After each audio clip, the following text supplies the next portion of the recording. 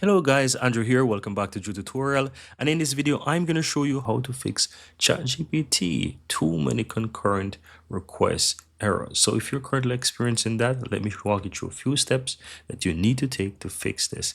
So the first thing you want to do is ensure that you're at chatgpt.com, and on the upper left hand side next to the URL, you want to click on this icon here, right? This is going to open up a bunch of options here for you. You want to go ahead and click on the cookies and site data. Click on that, then click on manage on device site data.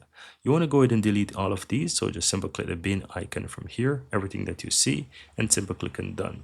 Now go ahead and click it again, and this time click on site settings. Now go ahead and click on delete all data. Just simply click delete, and you want to clear that out.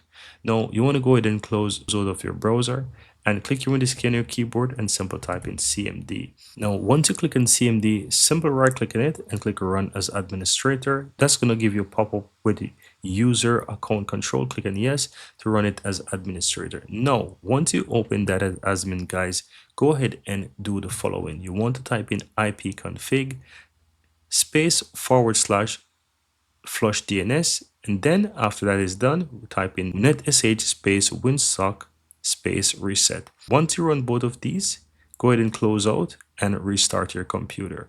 Once you restart your computer, that should in fact solve the problem for you. Go ahead and try this out. I tried it a couple times and it works absolutely well for me. So I hope it's going to solve your problem as well.